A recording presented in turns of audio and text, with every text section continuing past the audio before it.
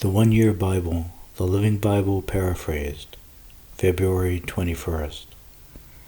Then the Lord said to Moses and Aaron, "Tell the people of Israel that the animals which may be used for food include any animal with cloven hooves which chews its cud.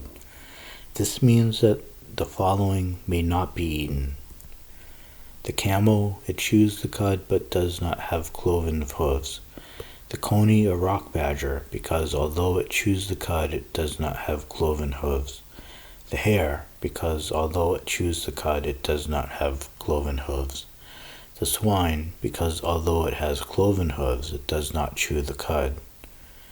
You may not eat their meat or even touch their dead bodies. They are forbidden foods for you. As to fish, you may eat whatever has fins and scales, whether taken from rivers or from the sea, but all other water creatures are strictly forbidden to you. You mustn't eat their meat or even touch their dead bodies. I'll repeat it again: any water creature that does not have fins or scales is forbidden to you.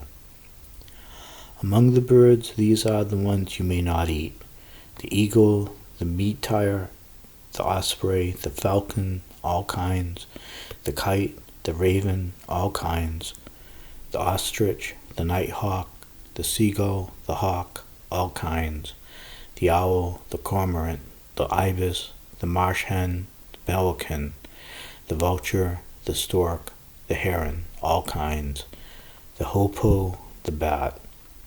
No insects may be eaten, with the exception of those that jump: locust of all varieties, ordinary locust, bald locust, crickets, and grasshoppers may be eaten. All insects that fly and walk or crawl are forbidden to you. Anyone touching their dead body shall be defiled unto the evening, and must wash his clothes immediately. He must also quarantine himself unto nightfall, as being ceremonially defiled. You are also defiled by touching any animal with only semi-parted hoofs, or any animal that does not chew the cud. Any animal that walks on paws is forbidden to you as food. Any touching the dead body of such an animal shall be defiled until evening. Anyone carrying away the carcass shall wash his clothes, and be ceremonially defiled unto the evening, for it is forbidden to you. These are the forbidden small animals which scurry about your feet or crawl upon the ground: the mole, the rat, the great lizard, the gecko, the mouse, the lizard, the snail, the chameleon. Anyone touching their dead bodies shall be defiled unto evening, and anything upon which the carcass falls shall be defiled. Any article of wood or of clothing, a rug or a sack, or anything it touches, must be put into water and is defiled unto evening. After that it may be used again. If it falls into a pottery bowl, anything in the bowl is defiled, and you shall smash the bowl. If the water used to cleanse the defiled article touches any food, all of it is defiled. Any drink in which the defiled bowl is also contaminated. If the dead body of such an animal touches any clay oven, it is defiled and must be smashed. If the body falls into a spring or cistern where there is water, that water is not defiled, yet anyone who pulls out the carcass is defiled. And if the carcass touches grain to be sown in the field, it is not contaminated. But if the seeds are wet and the carcass falls upon it, the seed is defiled. If an animal which you are permitted to eat dies of disease, anyone touching the carcass shall be defiled until evening. Also anyone eating its meat or carrying away its carcass shall wash his clothes and be defiled until evening. Animals that crawl shall not be eaten. This includes all reptiles that slither along upon their bellies, as well as those that have legs. No crawling thing with many feet may be eaten, for it is defiled. Do not defile yourselves by touching it. I am the Lord your God. keep yourselves pure concerning these things, and be holy, for I am holy. Therefore, do not defile yourselves by touching any of these things that crawl upon the earth. For I am the Lord, who brought you out of the land of Egypt, to be your God. You must therefore be holy, for I am holy. These are the laws concerning animals, birds, and whatever swims in the water or crawls upon the ground. These are the distinctions between what is ceremonially clean and may be eaten, and what is ceremonially defiled may not be eaten, among all the animal life upon the earth. The Lord told Moses to give these instructions to the people of Israel.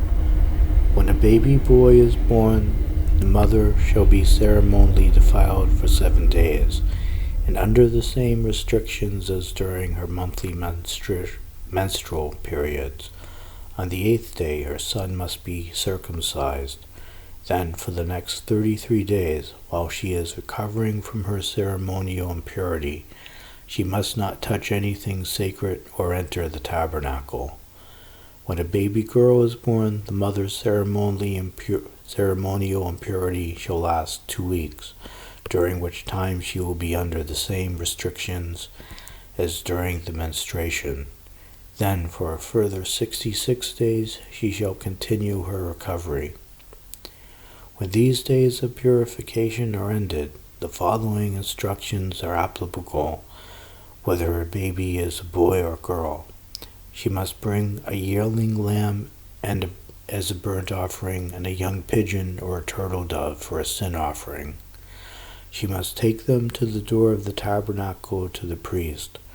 The priest will offer them before the Lord and make atonement for her. Then she will be ceremonially clean again after her bleeding at childbirth.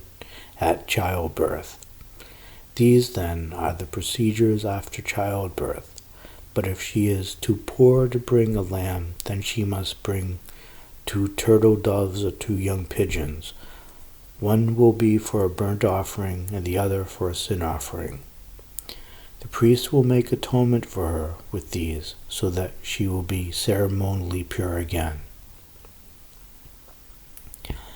Mark chapter 5, verse 21 through 43.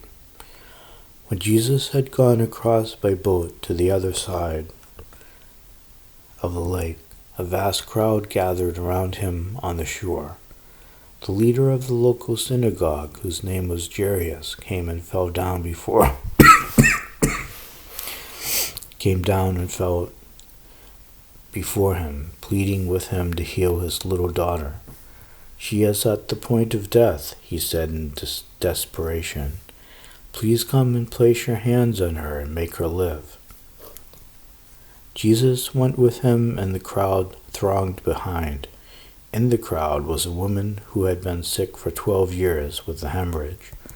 She had suffered much from many doctors through the years and had become poor from paying them, and was no better, but, in fact, was worse. She had heard all about the wonderful miracles Jesus did, and that is why she came up behind him through the crowd and touched his clothes. For she thought to herself, "If I can just touch his clothing, I will be healed." And sure enough, as soon as she had touched him, the bleeding stopped, and she knew that she was well. Jesus realized at once that healing power had gone out from him. So he turned around in the crowd and asked, "Who touched my clothes?" His disciples said to him, "All this crowd pressing around you, and you ask, 'Who touched you?'"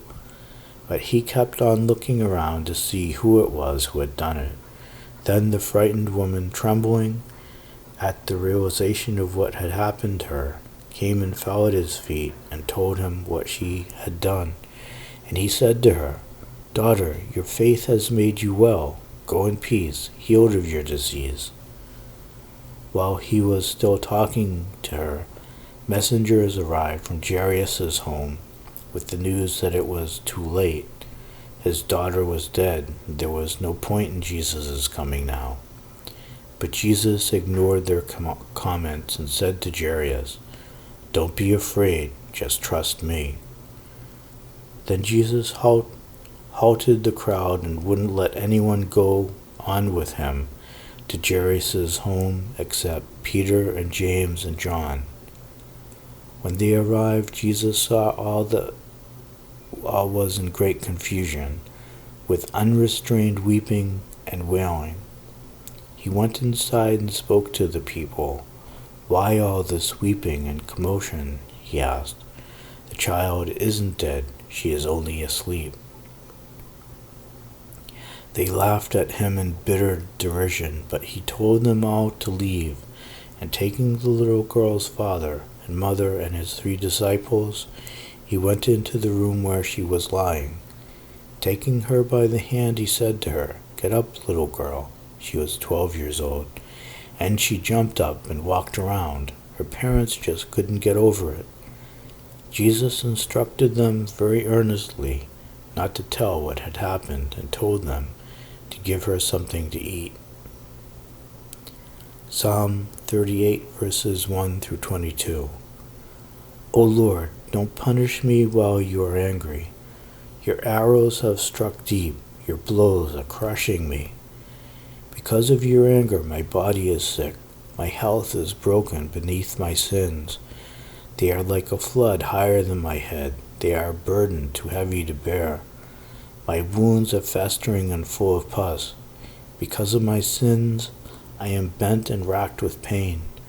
My days are filled with anguish, my loins burn with inflammation. My whole body is diseased. I am exhausted and crushed, I groan in despair. Lord, you know how I long for my health once more.